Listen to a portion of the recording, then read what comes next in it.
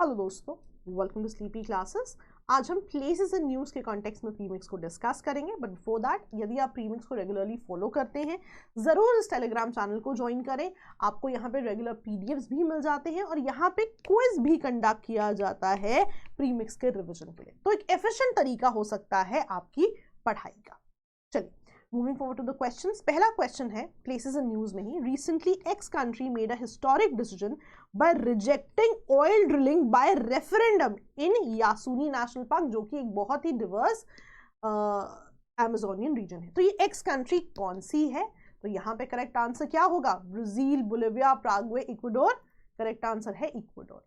अब पोजीशन भी आप देख लीजिए, साउथ अमेरिका में आप देखेंगे कुछ इस तरफ आपका जो है ना, यहाँ पे आपका इक्वाडोर है, इक्वाडोर में भी ईस्टर्न तरफ आपका यासूनी नेशनल पार्क है। मैं आपको छोटी सी स्टोरी लाइन समझा देती हूँ यहाँ पे। जैसे ना इक्वाडोर जो है 1970s में जब ये ओपेक का पार्ट बनी थी, तब से ऑयल इनकी इकोनॉमी का एक बहुत इंपॉर्टेंट कंपोनेंट है। और आपने देखा भी होगा शायद कि 2020 में जो है इन्होंने ओपेक को छोड़ा भी था।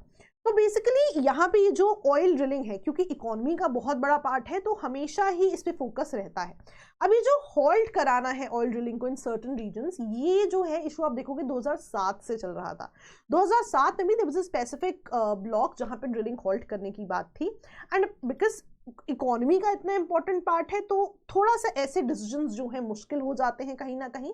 तो उस समय पर भी वहाँ के जो प्रेसिडेंट थे उन्होंने कहा था कि उन्होंने एक फंड बनाया था और उन्होंने कहा कि इस ब्लॉक से हमें जितना भी ऑयल से पैसा आएगा, अगर 50% भी उसका हमें जो है इस फंड में आ जाता है तो we'll halt the drilling there. But of course वो चीज़ जो है पॉसिबल नहीं हो पाई, ड्रिलिंग कंटिन्यू हुई। और क्योंकि वहाँ पे जो कम्युनिटीज़ हैं उसके बाद उन्होंने उस पर काफ़ी आक्रोश व्यक्त किया, तो टाइम एंड अगेन ये इशू जो है बार बार उठता था। और अब जाके जो है स्पेसिफिक यासूनी नेशनल पार्क में ऑयल ड्रिलिंग को होल्ड करने के लिए रेफरेंडम जो है सक्सेसफुल। ठीक है जी, तो छोटी सी स्टोरी थी, बस मुझे लगा थोड़ा बैकग्राउंड आपको पता होना चाहिए। चलिए सेकंड क्वेश्चन, मनमांग पोर्ट कहाँ पर लोकेटेड है? Russia, China, Japan, US. अब करेक्ट आंसर है यहाँ पर रशिया। ठीक है, तो यहाँ पे अगर आप देखेंगे पोजीशन आप देख सकते हैं कहाँ पर है, और इस रीजन में अगर आप देखेंगे इसको कोला पेनिनसुला कहा जाता है, कोला पेनिनसुला। तो एक क्वेश्चन तो आपका यहीं आ गया, अगर कोला पेनिनसुला पूछ लिया you know the position, right. कौन सा सी है ये? आप लिखिएगा बेरेंट सी है ये। अब यहाँ पे देखिए क्यों न्यूज़ में था, बिकॉज रिसेंटली जो इंडिया का एंगेजमेंट है रशिया से कैटेगोरिकली फॉर दिस पोर्ट वो बहुत ही ज़्यादा है कि यहाँ पे जितना भी कार्गो हैंडल हुआ है रीसेंट स्टेटिस्टिक्स के हिसाब से 35% ऑफ दैट इंडिया के साथ है। अब जितना ये चीज़ प्लेसेस एंड न्यूज़ के लिए इंपॉर्टेंट है, उतना ही इंपॉर्टेंट है कि जब आप मेंस में इंडिया रशिया के रिलेशंस पे कोई पॉइंट लिखेंगे, आप वहाँ पे इस चीज़ को जो है ज़रूर लिख सकते हैं। तो कुछ ऐसी चीज़ों को जो है आपको ध्यान में रखना पड़ेगा, right.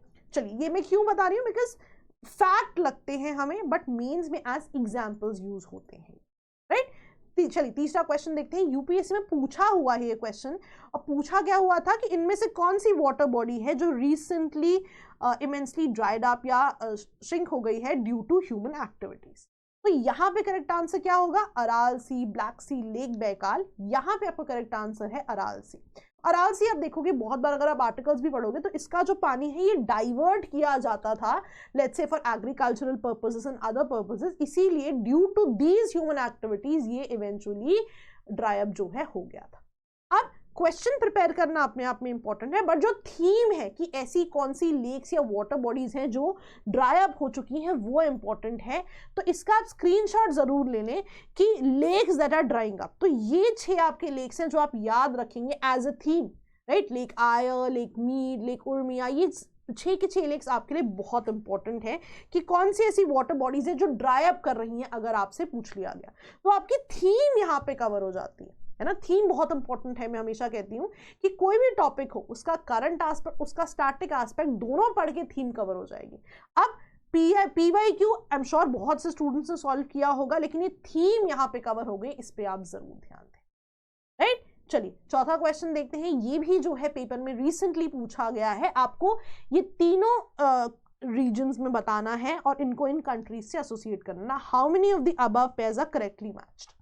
Donbas, Syria, Kachin, Ethiopia, Tigray, north Yemen.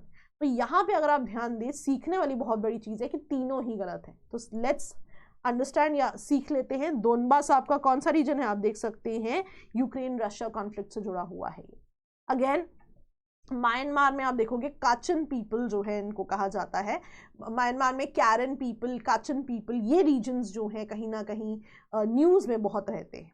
तीसरी चीज़ जो आपका टाइग्रे रीजन है आप देख सकते हैं, ये भी जो है स्पेसिफिक जोन से जो है जुड़ा हुआ है।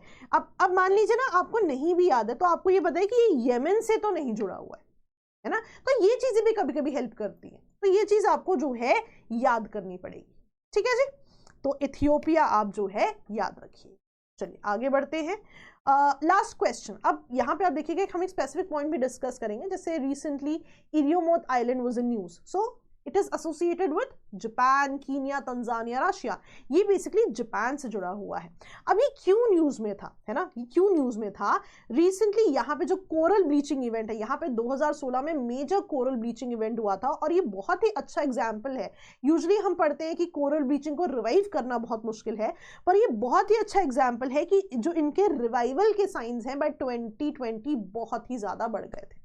तो ये मैं क्यों बता रही हूँ, ऑफ कोर्स न्यूज में है, पर जब भी हम कोरल ब्लीचिंग की बात करते हैं, हम ऑस्ट्रेलिया में ग्रेट बैरियर रीफ की बात करते हैं, और कोई एग्जाम्पल याद ही नहीं आता। तो आप इस एग्जाम्पल को याद कर लीजिए कि यहाँ पे इस पर्टिकुलर आइलैंड में जापान के पास राइट कोरल ब्लीचिंग 2016 में बहुत ज्यादा हुई थी, and this is one of those examples जहाँ पे रिकवरी हुई है इन कोरल कॉलोनीज की। एज एन एग्जाम्पल भी आप इसको मेंस में यूज कर सकते हैं। तो ऐसी छोटी छोटी चीजें हैं जो हम प्रीमिक्स में फ्यू मिनट सीरीज में डिस्कस करते रहेंगे, so that efficient preparation is the goal. Okay, before I leave मैं हमेशा बोलती हूँ डेली मेंस आंसर राइटिंग बहुत ही ज्यादा इंपॉर्टेंट है। कभी भी आप कोई भी कोर्स ले, मैं हमेशा कहती हूँ कूपन कोड में आप मेरा नाम यूज कर सकते हैं। कूपन कोड में स्पेलिंग देख लीजिए, हर कोर्स में आपको कोई ना कोई जो है रियायत फी में जरूर मिलेगी, क्योंकि ना कोशिश यही होती है कि अफोर्डेबिलिटी की तरफ हम जरूर जाएं। डेली मेंस आंसर राइटिंग का एडवांटेज क्या है कि एक शेड्यूल बनता है, एक टाइम टेबल बनता है, हर रोज हम आंसर लिख रहे हैं, और 250 प्लस क्वेश्चंस है। कितने ज्यादा क्वेश्चंस है, इमेजिन अगर आपने 200 सवाल लिख लिए ना, कितनी बढ़िया आंसर राइटिंग हो जाएगी आपकी। तो मेहनत करते हैं और एफिशिएंटली पढ़ाई करते हैं। तो that was all from my end, all the best, bye bye.